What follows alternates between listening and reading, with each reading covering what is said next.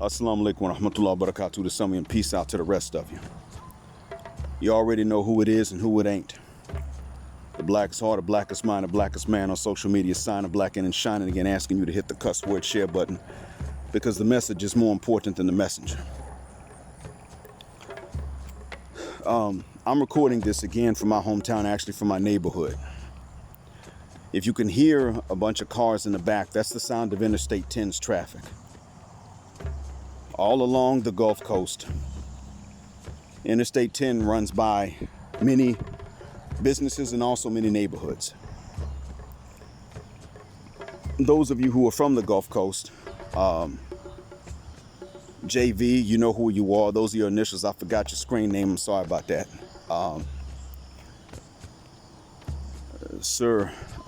Anthony, whose wife is from this Gulf Coast. You all may recognize the sounds of the cicadas, and you can tell what time of day it is from the sounds. You can tell it's late in the day. The sun's about to go down, actually. Got a half hour. Well, here's the other thing. I'm recording this from my hometown, and at the edge of my neighborhood where you could hear the interstate the most clearly, I just not got through standing. I remember my childhood as I'm walking through here, and I'm passing by homes that my childhood friends lived in, and they ain't there no more. Now I've seen several people that I knew growing up, but they ain't there no more. The only one I know that still lives, well, there are two I know who still live in the neighborhood. One is the man, Black Johnson, I told y'all about. That's a nickname. And then when I come back to visit, for the time I'm here, I live in my parents' house. No one else still lives here anymore. And it's not because they all went and lived somewhere else. A few of them are dead. They're gone. They just ain't here no more.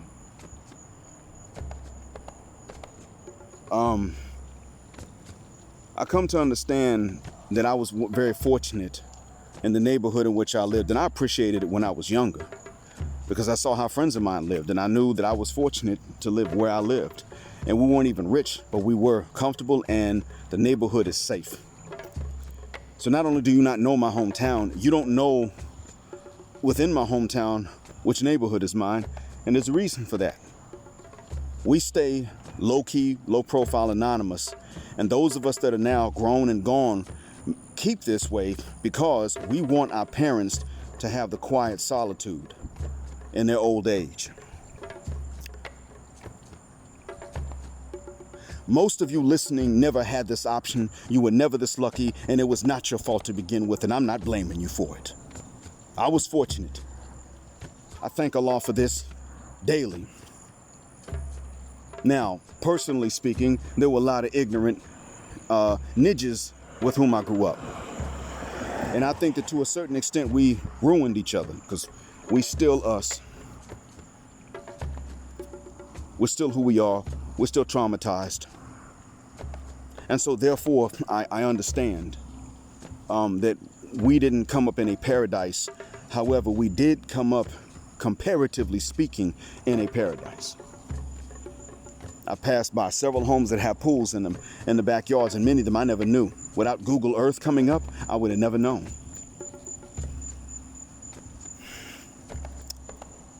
So people were luckier than what even the rest of us knew, and that's fine. I used to ride my bike to the edge of this main boulevard on which I'm walking. The edge of the neighborhood being behind me now. And I just got through standing there and remembering how when I was a kid, we'd all come ride our bikes. We'd be daydreaming because we could hear the interstate back then too. And actually across the creek from there is a nature preserve. So we could hear the interstate from the other side of the nature preserve. We didn't even know that was a nature preserve.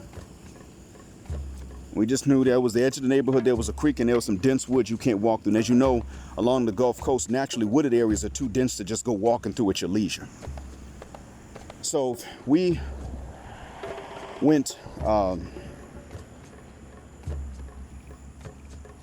We went there many days in the summer, during summer breaks, and we would daydream about what we were going to do with our future, how lit our future's going to be, the houses we were going to have, what we were going to do for a living, cars we were going to own. And the cars we wound up owning weren't even made at that point. One of the things that was very common back then was that we had very little racial awareness that we now have. We were largely shielded from this. Now, fast forwarding to today. Within a few short years after those lazy summer evenings daydreaming at the edge of the neighborhood, within a few short years of that, before many of us were fully grown, coming into driving age, prom age, we had rude awakenings. Now, I was prepared for it only because my parents prepared me early. But I saw many of my friends, oftentimes more obviously black than I am, visually speaking, not prepared for it because they'd been to these little comfortable schools with mixed populations, unprepared, not realizing that this was waiting for them. Two friends of mine, one the son of a judge, the other one who now went on to become an engineer. I think he's a civil engineer in a major Midwestern city, if I'm not mistaken, was sitting at a Burger King around the corner that's no longer there. It's now Panda Express. And they were sitting, and somebody else came in and robbed the Burger King while they were sitting down eating. But because the robbers were black and they ran out, those two, as customers sitting down, got detained. Had nothing to do with it. They got detained. Well, do you know them? Who are they? Where do they know you from? And they were like, we don't know them. And somebody had to recognize that one of the boys was the son of a judge and called that judge. And the judge then called his contacts and I think in the state police, who showed up and said, why is this kid being detained? We know his dad. This kid, he was sitting here eating, wasn't he? Isn't that what you witnesses saw? Then why are you local police over here detaining him? Let him go. These were the rude awakenings. Another friend, nicknamed Brick, he got hit in the head by a cop with a flashlight. And the funny thing was, it didn't faze him. He punched the cop and took off running. Of course, they all swarmed on him, roughed him up as they arrested him. But he was right. He didn't hit the cop first.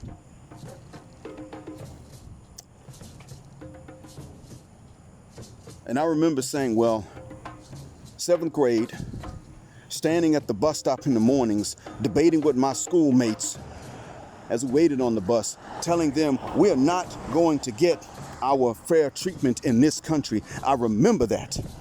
I'm passing by that bus stop right for the mucking now. 7th grade.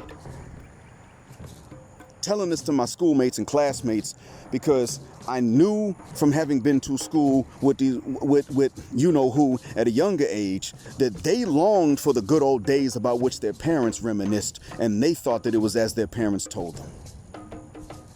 They really did.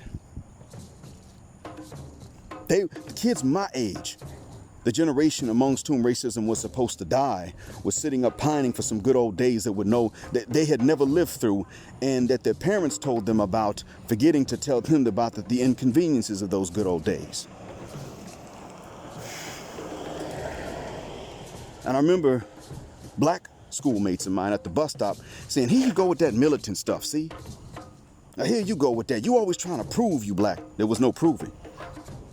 I mean, I already knew you can't prove something like that. They're not going to believe it. They ain't going to believe it. So I told them, we can't stay here amongst them, surrounded by them. Because remember, lynchings used to be holidays. And who doesn't love a holiday? Only the victims of a holiday don't love the holiday. So for them, lynchings used to be holidays. This means that they were not the victims. They want to go back to those holidays. When you think about your childhood memories, you usually remember most fondly the holidays. But your holidays did not involve lynchings and killings. But you see, theirs did. I remember them saying this, And now fast forward, and we're seeing this again. Did not Derek Chauvin get 22 and a half years? I know he got more than Muhammad Nuru, but he deserved more. See, Muhammad Nuru fired because he had to fire. And the man whom he was trying to protect threw him under the bus on the stand. Well, I wasn't in fear for my life. Yeah, well, he was in fear for your life. Muhammad Nuru got 12 years too many. Because remember, Geronimo Yanez got away with shooting and killing Philando Castile. He's facing nothing. He's already been acquitted. He's not going to be punished for this. The police in, I believe it's Baton Rouge down the highway,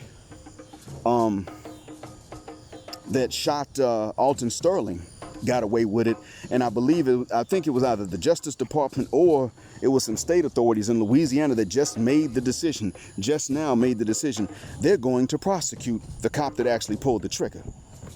And I guess that's fair. I mean, if one's wrestling and the other one pulls the trigger, first go after the one that pulled the trigger. Maybe the one that wrestled with him and didn't pull the trigger never planned to kill him. Okay, I get it. I understand it. Okay, fine.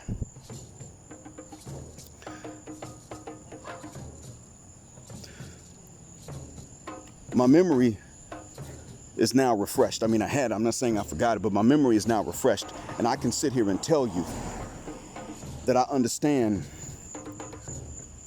how correct I was, because you see, as I come back here and I'm reminiscing and walking around, picking up memories in a familiar place, the place in which I grew up, the place in which I had my childhood, I am under no nostalgic illusions. My good memories are clear, but I do not forget the bad memories.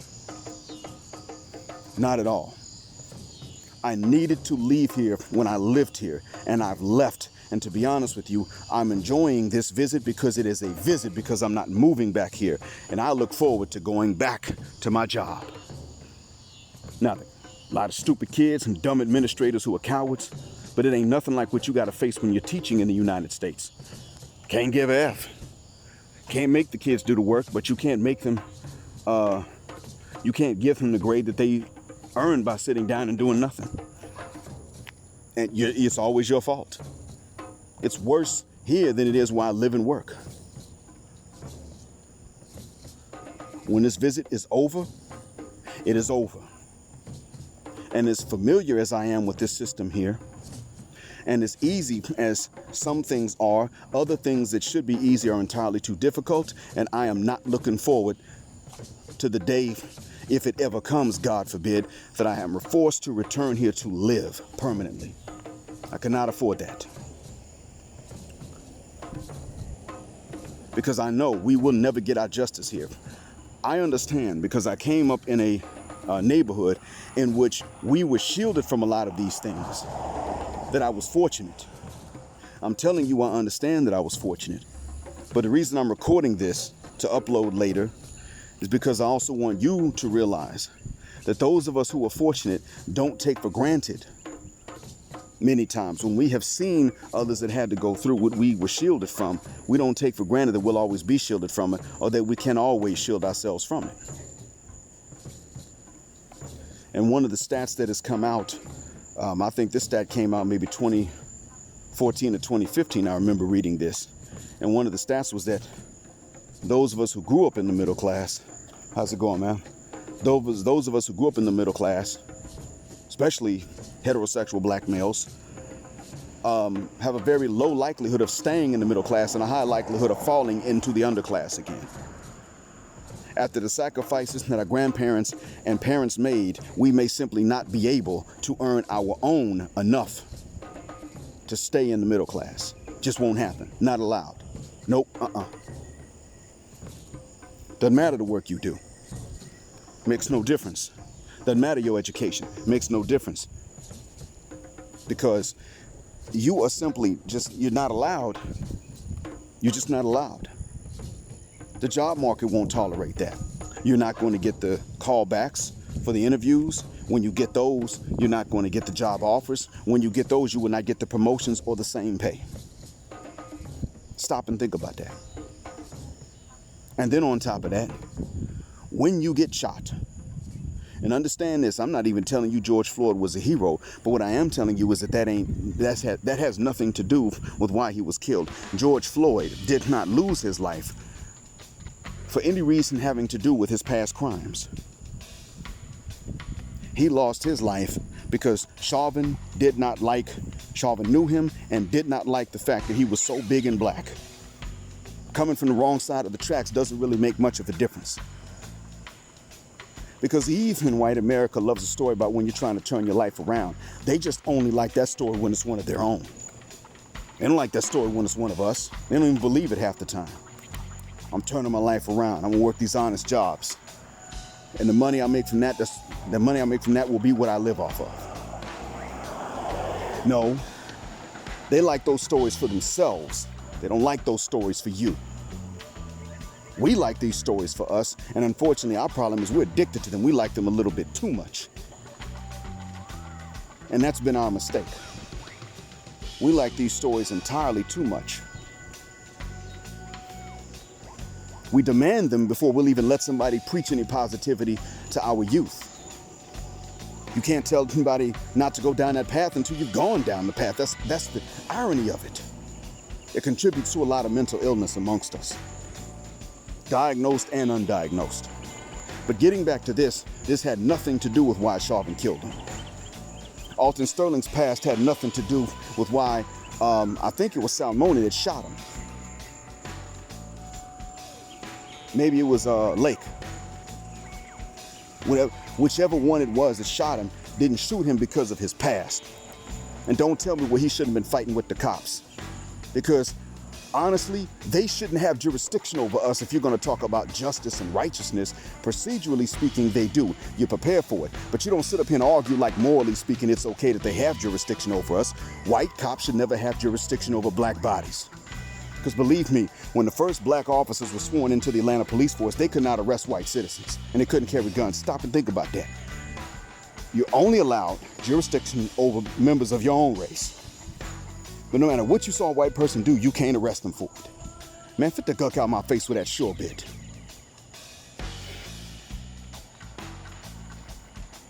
So, that being said,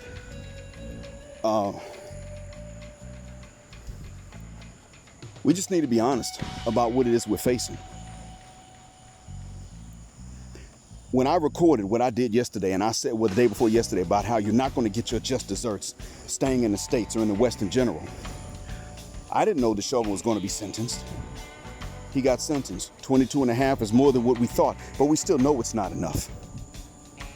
We understand that. Things are getting better now, but they're never going to be enough to make up for what happened previously. We can't even, one human being, black or white, cannot even remember all of the injustice. Next point I wanted to make to you is that I discussed with my mom, and I sat down and I told my mother, again, to make sure she remembered, that I was deeply sorry about not heeding the warning she gave me about women in my life before. And I dropped the bombshell on it today because she said, you always went for ladies that were beneath you in certain things. Same things for which they would never go for men that were beneath them. She was pretty much a friend of hypergamy, and I said, I know, Mom. I remember you telling me one day in Texas that you saw a good-looking guy that didn't date good-looking women. Mom, the two ladies with whom you found the most objection because of a particular reason, something they have in common, were the best options out there for me. I'm not telling you they were good. I'm not telling you that you were wrong. I'm telling you they were the best. And it was for the same reason that Dad was considered to have an unfair advantage in his day. Same reason. It had become an unfair advantage in mine. And everything else about me that might have been wrong didn't matter because it never got that far. In the end, it came down to, I'm going to be hyper-scrutinized in ways that others aren't. That's what it came down to. Didn't matter how bad my game was, I was never going to be able to develop by practice or experience anything better because I was never going to be able to have the practice or experience as long as I remained race loyal in dating and later in marriage. It was never going to happen. So what you did not want for me was exactly all to which I was limited. Because, simply put, I was expected. I wouldn't say expected, but I was demanded to accept a worse deal than other brothers had to accept. And they had to accept bad deals or none at all. They had it bad, so that's all that was out there for them. That's what I wanted you to understand, Mom. I'm apologizing because I didn't listen. I'm also telling you that the reason I couldn't listen was because I couldn't fully understand, because there wasn't the vocabulary. And if I had said the same things that now we all take for granted, I would have been considered to have a persecution complex, and I would have been diagnosed and locked up. Imagine me saying what I'm saying to you right now, but back then, 20 years ago. Wouldn't I have sounded insane? And she nodded her head yes. I said, there you go. Well, now, what I'm telling you is that what I came to understand is exactly what you understood, but I didn't have a way to articulate it. You didn't have a way to articulate it. And frankly, if I had articulated it back then, I still would have sounded insane. Even though it was the same thing you saw. And so, therefore, I'm telling you, yes, my apology is sincere. My remorse is sincere. But if I had to go back then and knowing the same things I know now, then it would be different. But if I had to go back, start over, but I don't get to know anything back then that I know now, I can't do any better because the options were never there to begin with. And she said, what would you have done differently? And I leaned forward in my chair and I said to my mother, I would not only have stopped approaching black women, which I never really did that much to begin with, I would have not entertained any Western black women if they had approached me and had all their stuff together. And she said, I guess I can't blame you, because it is very different. I understand that. It's not like it was when I was coming up. But son, no black woman. And I said, well, no Western black women, no. And when I say I'm talking even in the Caribbean islands, my mom said, damn, sisters wouldn't have stood a chance. And I told her exactly. Because when we grew up, there weren't many women from the continent back then.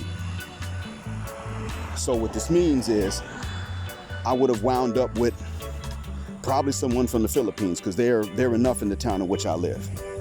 Enough. Maybe a Latino. Depending on which year it was. I would have to tell them, I'm sorry, sisters just would. It's not even because they're naturally unattractive. And my mom said, wait, I don't believe that they were the best option. And I stopped and I said, wait, hold up. What about your friend's daughter? You remember your friend's daughter? And I told her the name of her friend. She said, oh, yeah. And she called her daughter's name. And I said, well, yeah, her. Remember that secret crush she had? Yeah. Do you know when she changed it? No, when? When I called her, gave her a chance, she changed her mind. Well, was it something you said? We didn't get that far. Didn't have a chance, Mom. I called her, and when we were finally within 80 miles of each other, and I called her again, I was going to see what she was doing, what her plans were, and she had plans with her friends. She never got back to me. The next time we spoke was when you and I saw her with her parents at my godparents' house.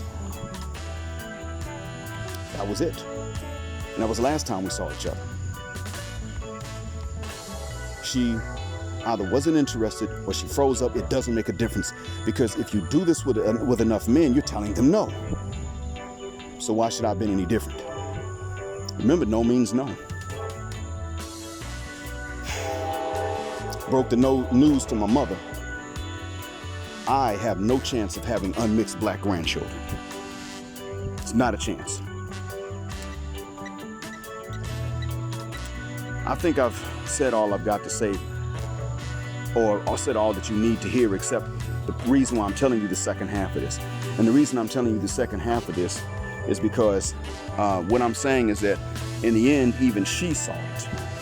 She saw what I was getting at, and she said, yeah, this is not something you could have changed or done any better at. It was never within your hands. I get it, son. Now that you've explained it that way, it's hard to understand, it's hard to accept, but it's easy really to understand. You never had a chance. And it wasn't something that you could have changed.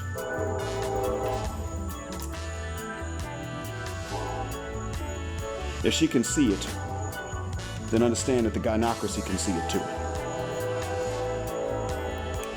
Thank you for listening. More to come, inshallah. Black heart, black mind, black out, assalamu alaikum, and black for reasons you now even better understand than before. Black, heterosexual, non-select male power, just because they don't like it. And black patriarchy until extinction or judgment day.